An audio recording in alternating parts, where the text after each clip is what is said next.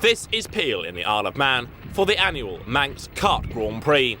The tremendously rapid karts all make their way around this tight street circuit for one of the most popular weekends of all in the karting calendar.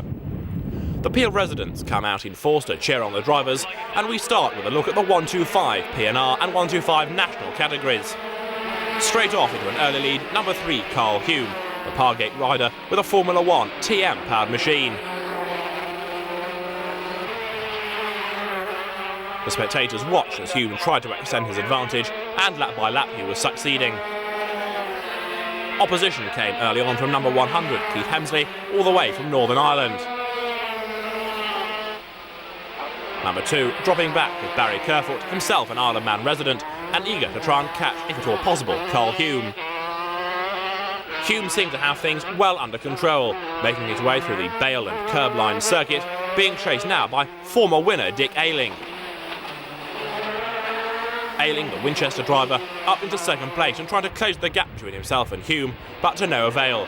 Carl Hume went on to win, and the 210 national category was just as exciting. Number 33, trying to move up through the field, was Wayne Asprey, being chased by Igor Ashwell, number 2, a former winner himself. A fast and bumpy circuit, very demanding on the drivers, as Ashwell, once in front, was trying to pull clear of the rest of the field. Glyn Jones, number 56, from Loughborough, with the Invader right up behind him. Ashwell, who won this event last year, was on target to make it a double, and he was also having a busy weekend, competing as he did in the 125cc categories as well. Victory in the 210 class went to Igor Ashwell, and these are the fastest karts of the weekend. The 250cc nationals ready for their Grand Prix. The highlight of the weekend with the 2 Huddersfield drivers, Kayleigh Hardcastle and John Denton, on the front row of the grid. Denton went into an immediate lead with Hardcastle up behind him, and Denton, who like Ashwell had won here the year before, was also trying to make it a double. The pair of them were on Rotax-powered PVPs and were soon the class of the field. Making their way down the bumpy front straight into the right-hander, Hardcastle was trying to keep in touch with John Denton, but to no avail. There was some good racing further on down through the field. End of the straight and outbraking being a popular point to overtake, Andy Taylor here from Huddersfield, moving up one further spot.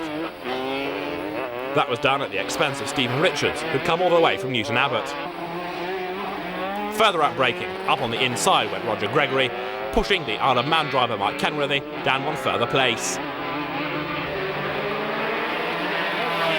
As the race continued, it became increasingly apparent that nobody was going to touch John Denton as he went through onto his final lap.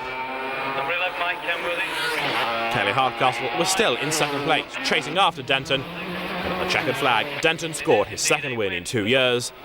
Second place went to Hardcastle, the 2 PVP Rotaxes having dominated proceedings.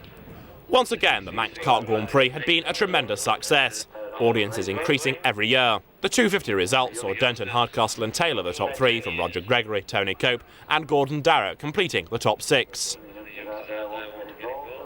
And after the fireworks on the track, the weekend finished with fireworks in the sky. A tremendous display rounding off a successful weekend in the Isle of Man.